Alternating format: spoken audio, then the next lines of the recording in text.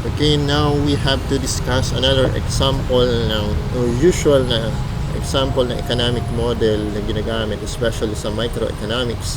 Ang subject natin ay yung demand function, or other word for the demand function is demand model.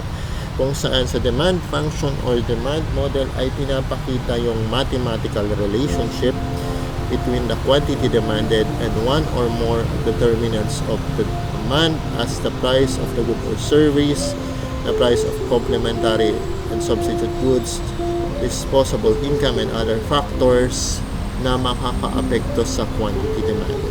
So, ibig sabihin lang ni demand model, pinapakita lang nito yung mathematical relationship o yung relationship ng dami ng gustong bilhin ng isang consumer pag nagbago yung presyo ng binibili niya na good, nagbago yung presyo ng kasamang bibilhin ng good na binibili niya o yung kapartner nito, or presyo ng pangpamalit mo doon sa good na bibilhin niya, or yung income na disposable income is yung income na pwede niya ng panggastos. So, ito yung income na mababago yung disposable income niya is ito na yung income na nabawasan na ng tax na pwede niya nang i-spend or ipanggastos. Okay?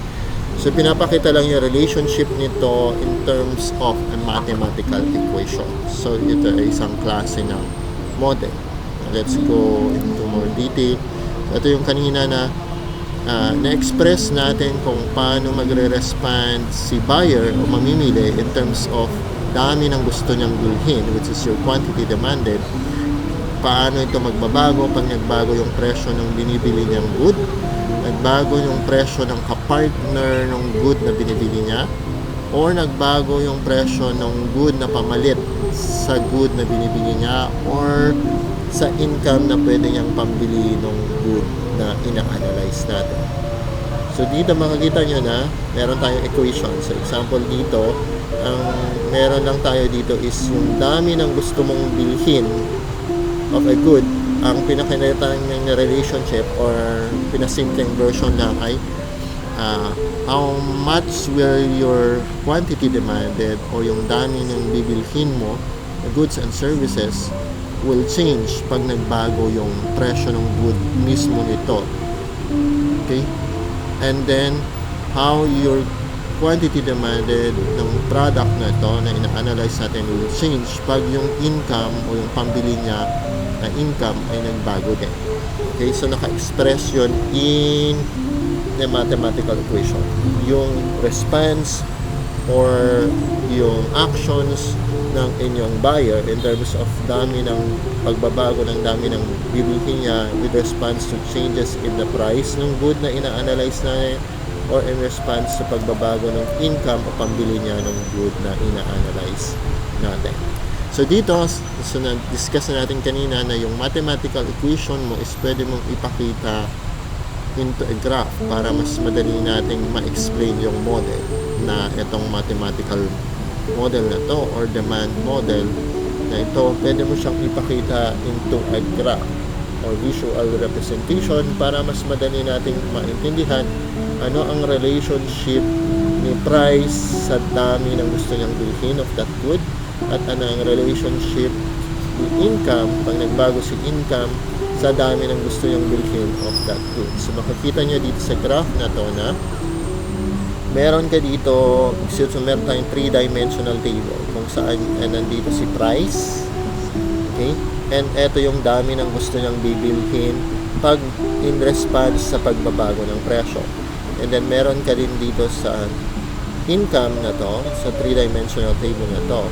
Pag nagbabago yung income mo, nagbabago din yung dami ng gusto at kaya mong bilhin na nandito sa vertical axis or y-axis.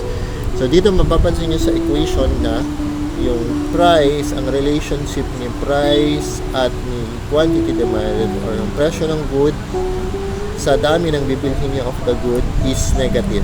So may minus sign ka sa harap ng 0.5. Ibig sabihin ang relationship ng price sa dami ng gusto niyong ibilhin of a good, of that good ay negative or inverse. So paano mo masasabi na inverse sa graph or negative is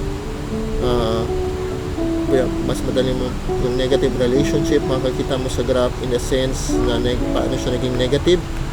Pag nag-i-increase yung price na to, papunta ka sa right, papunta ka dito from 0 to 100, ang nangyayari ay, okay, ito, pataas yung price, ang nangyayari is yung bibilhin mo of that good ay pababa din from 100 to 50 habang nag-i-increase yung price. So, yung ibig sabihin ng inverse relationship between yung price ng good na ini-study natin at yung dami ng bibilhin niya of that good.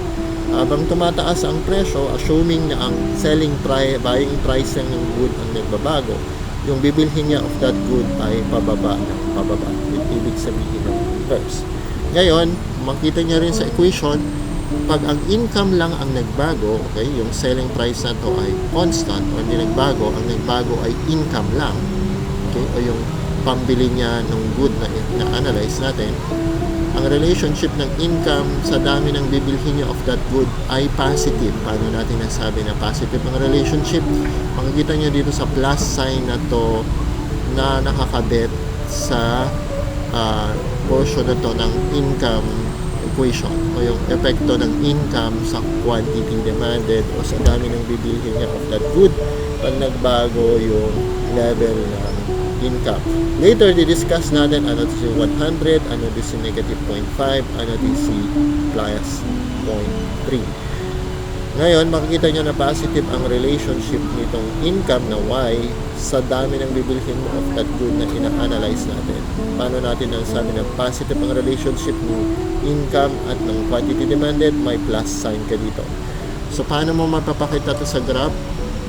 So, sa graph, makikita nyo na positive ang relationship nito, which is your quantity demanded o dami ng bibilhin niya of that good.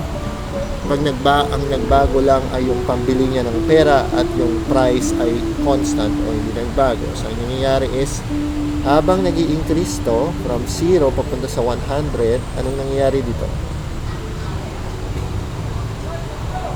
So, dito ba ang tinitingnan natin kanina is ito hanggang dito. So, dito naman is relationship nito at nito. So, ang titingnan mo na ngayon is from 0 to 100, anong mangyayari dito sa dami ng bibilhin mo of that good pag ang presyo ay constant pero yung income mo ay nag-i-increase from 0 to 100. So, makikita nyo na nag-i-increase siya from here, papunta ka dito. So, habang nag-i-increase yung income mo, yung level ng quantity demanded mo ay nag-i-increase din mula 50 papuntang 130. So, ibig sabihin ng positive relationship is pag nag-increase ang income, ang epekto niya sa quantity demanded o bibilhin mo of that good na ini-study natin ay mag-i-increase din. Okay?